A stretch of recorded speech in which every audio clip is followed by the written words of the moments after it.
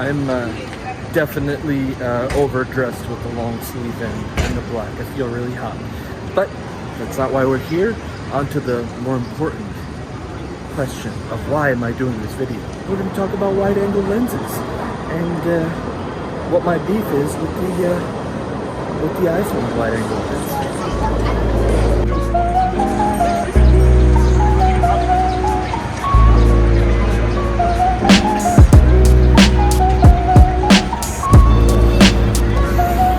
Oh man, I am so happy to be back in the city.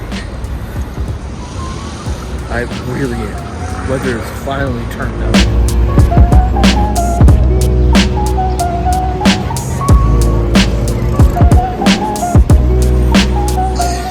So the one positive I would say definitely to come out of the pandemic, especially in New York City, is the repurposing of outdoor space into dining areas. I mean, this is very common in Europe. When you were in Italy, this is all they did was dine out. And the fact that New York City has it, you know, we're in such an urban environment where you've got cars, you know, bikes, people, dogs. There's a bit of a respite, you know, for the outdoorsy person who wants a meal.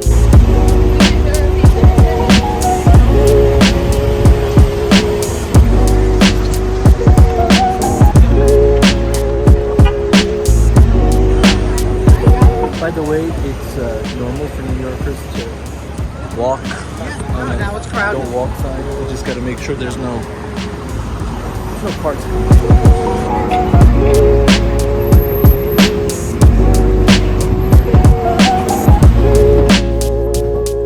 So one of my biggest gripes with the iPhone is that their low light performance is really nice.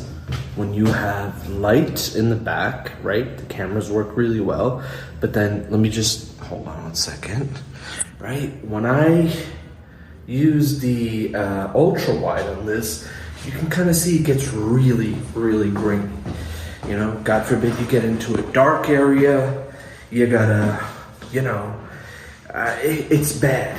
So I always have to default to, you know, the normal lens. And the thing is that the shot is so tight that I'm always cropped out of it. And you've got to hold the camera really far. So my solution is that I've had a wide angle lens that I've been trying to put on the normal default lens, because the sensor for the normal lens, I don't know what it's called, I keep forgetting the name. The wide lens, let's just call it the wide lens, right? The wide lens has the best sensor. Oops, sorry about that. But it's not that simple. Let me show you what I mean.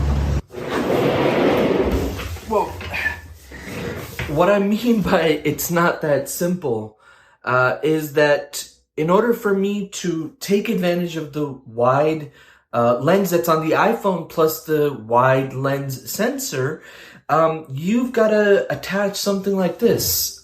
This is an 18mm moment lens, and I used to use this on an iPhone 7 because there was no concept of an ultra wide basically when this iPhone came out. And so I used to attach this, and for a couple of my initial videos, right, I got that wide angle kind of look because I was able to attach a moment case and put this on. And, you know, I just don't want, like, you guys remember in my last video, just look at the shot.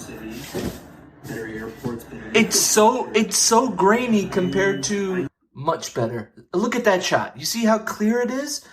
That's because I'm using the wide and not the ultra wide.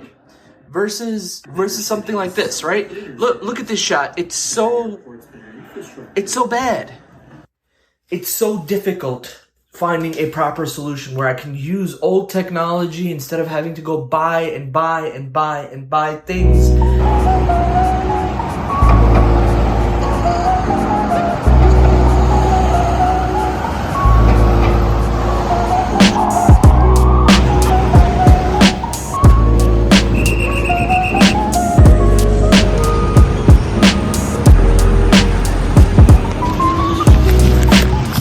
cool is B&H is actually an entire block long.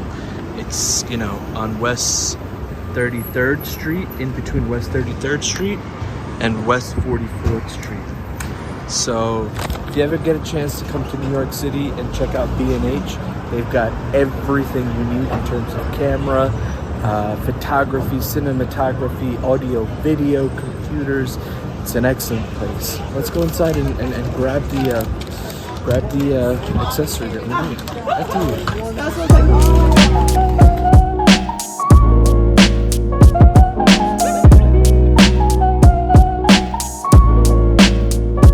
So I've got my product.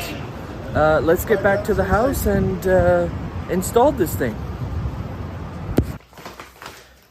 So basically, I placed an order online for this thing.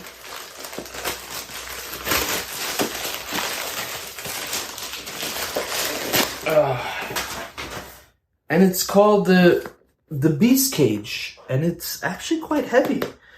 It's for the iPhone, and what's pretty cool is that it contains these little brackets, and it's for specific lens manufacturers. And guess what bracket they sell for? They sell it for the Moment lens.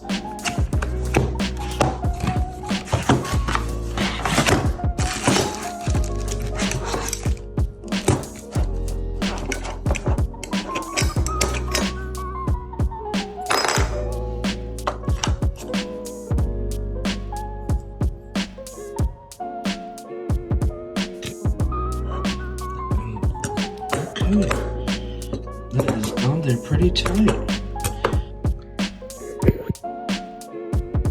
Wow. I mean, this is right in my face here. You let me know how it looks. Am I getting that wide angle view? And versus, give me 1 second. I'm gonna take this lens off. Versus now. That's just the standard look. And then let me put this back on. What do you think? I mean, this one or this one? I just love how easy it is to install it, and it's just, if you can just hear it, that's metal, right? That's quality. The iPhone case, right? So this Beast Cage with that, I mean, it adds some weight to it, but holy moly, does it look nice. Okay, so final thoughts on what I think of this Beast grip and using my Moment lens. The original problem that I had, that I presented, was how does this do in low light situations? So in order for me to do that, let me just shut off the light and put like a kind of a spotlight on. And let's see how the Moment lens on the wide iPhone lens does versus Apple's inbuilt ultra wide. Okay, let's see how it does.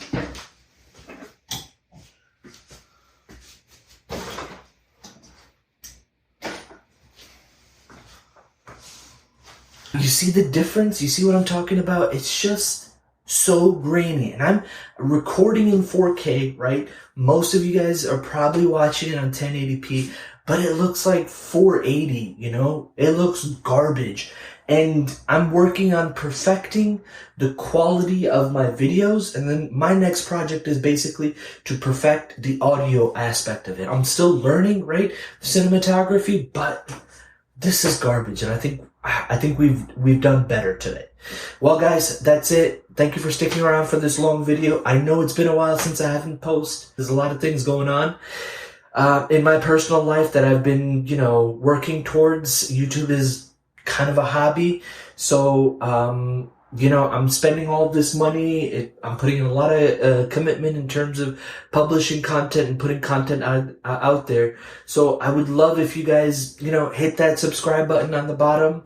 You know, give me a thumbs up if you're enjoying this content, and, you know, leave me a comment. You know, something that you want to see, something that you've been tackling in your own picture taking, cinematography skills, right? I'm learning, you're learning something from me. I'm making mistakes. I'm spilling things all over myself. but we're all having fun. Peace.